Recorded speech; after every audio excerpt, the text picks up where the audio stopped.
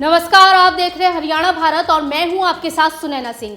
आज हम हरियाणा भारत पर उन 3 बड़ी खबरों की चर्चा करेंगे जिनका सीधा सरोकार आपसे है। ये खबरें जानना आपके लिए बेहद जरूरी है।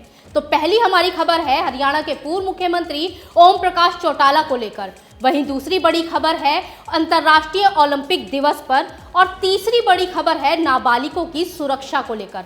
तो पहली खबर का रुख करते हैं। यहाँ पर ओम प्रकाश चौटाला जो हरियाणा के पूर्व मुख्यमंत्री हैं, उन्होंने अपनी 10 साल की सजा को पूरा कर लिया है। दरअसल हरियाणा के पूर्व मुख्यमंत्री ओम प्रकाश चौटाला को जेबीटी यानी बेसिक शिक्षा टीचर भर्ती घोटाले में आरोपी पाया गया था और कोर्ट ने उनको 10 साल की सजा सुनाई थी। आज उनकी सजा पूरी हुई है।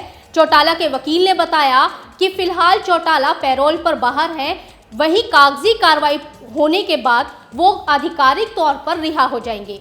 दरअसल आपको बता दें, साल 2013 में जेबीटी घोटाला हुआ था। इसी में कोर्ट ने ओम प्रकाश चौटाला को 10 साल की सजा सुनाई थी।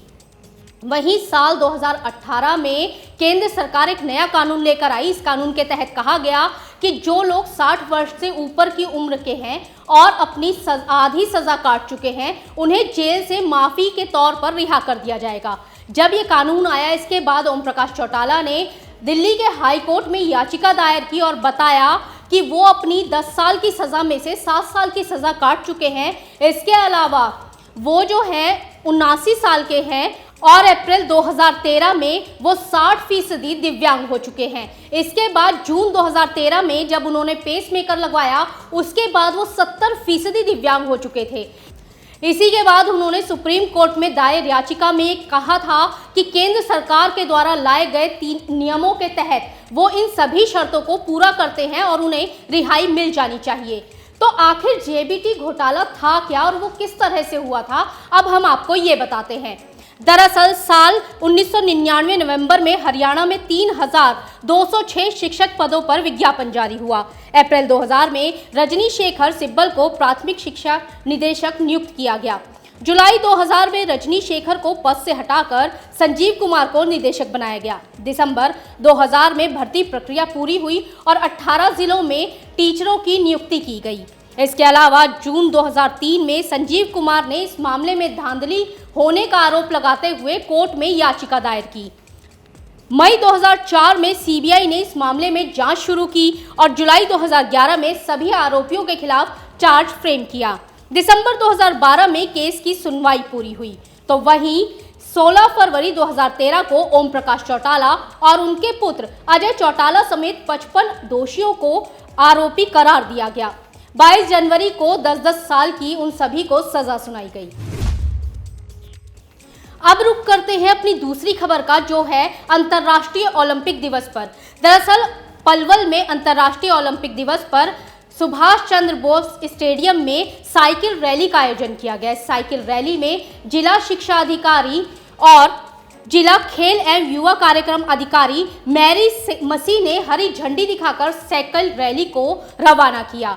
इस दौरान खिलाड़ियों और उनके अभिभावकों से स्टेडियम और ग्रामीण स्टेडियमों में पौधारोपण करवाने का कार्यक्रम भी किया गया, जिससे कि लोगों में पर्यावरण को लेकर जागरूकता फैले।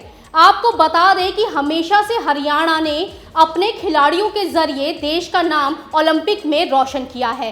साल 2012 लंदन ओलंपिक में हरियाणा के 18 खिलाड़ियों ने हिस्सा लिया था, जिसमें से 5 मुक्केबाज थे, जिसमें मुक्केबाज विजेंद्र सिंह, पहलवान साक्षी मलिक, गीता बबीता फोगाट, निशानेबाज गगन नारंग और बैडमिंटन खिलाड़ी साइना नेहवाल और ना जाने ऐसे ही कितने खिलाड़ियों ने हिस्सा लिया था।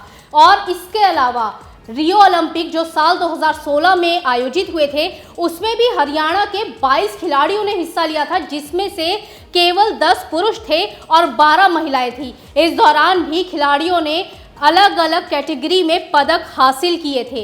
इसके अलावा दिल्ली में राष्ट्रमंडल खेलों में हरियाणा ने 16 स्वर्ण पदक, 8 रजत पदक, 8 कांस्य पदक मिलाकर कुल 32 पदक हासिल किए थे।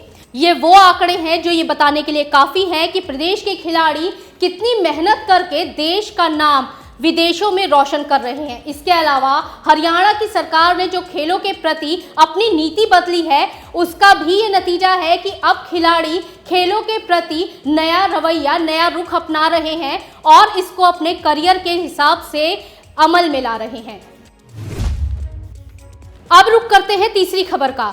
हरियाणा पुलिस बच्चों की सुरक्षा को लेकर कितनी जागरूक है, ये हमें तब देखने को मिला जब फरीदाबाद में एक मुखबिर की सूचना पर चाइल्ड हेल्पलाइन की टीम ने पुलिस के साथ सेक्टर 19 में एक स्पा में छापा मारा और 2 युवतियों के साथ एक नाबालिग लड़की को गिरफ्तार किया। इसी के साथ उन्होंने स्पा सेंटर की संचालिका को भी गिरफ्तार किया। हालांकि नाबालिग लड़की को टीम ने CWC के सामने पेश किया और उसके बयान दर्ज किए। वही संचालिका के खिलाफ पास्को और मॉरल एक्ट के तहत मामला दर्ज कर आगे की कार्रवाई की। अब आप सोच रहे होंगे कि आखिर CWC है क्या, तो ये हम आपको बताते हैं। दरअसल CWC वो संस्था है जिसे हम चाइल्ड वेलफेयर सोसाइटी के नाम से जानते हैं और ये संस्था देश में बच्चों के लिए काम करती है, उनकी मदद करती है। वही बच्चों को यौन अपराधों से बचाने के लिए पास्को एक्ट लाया गया, यानी कि protection of children from sexual offence act 2012 है। पास्को एक्ट के तहत बच्चों के हितों और सुरक्षा का ध्यान रखा गया है। इसके तहत बच्चों के साथ होने वाले यौन अपराध, उनके साथ होने वाले शारीरिक और मानसिक उत्पीड़ना और पोर्नोग्राफी पर लगाम लगाई जाती है और अपराधियों के खिलाफ अलग अलग धाराओं में अलग अलग सजा तय की जाती है। तो इस एक्ट को लाने का मेन मकसद ये था कि जो हमारे देश में अनाथ बच्चे हैं या किसी मजबूरी के कारण वो काम करते हैं, उनके साथ किसी भी तरीके से यौन अपराध ना किया जाए, इसीलिए पास्को एक्ट लाया गया था। इस मामले पर CWC अधिकारी ने क्या कहा, आइए सुनते हैं।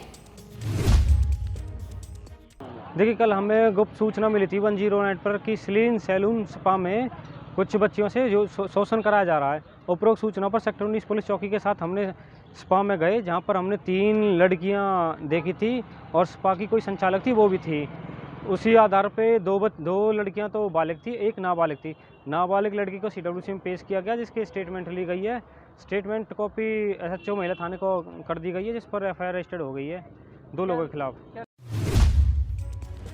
फिलहाल इस बुलेटिन में इतना ही। हरियाणा की तमाम खबरों को जानने के लिए हमारे चैनल को लाइक, सब्सक्राइब और शेयर करें। नमस्कार।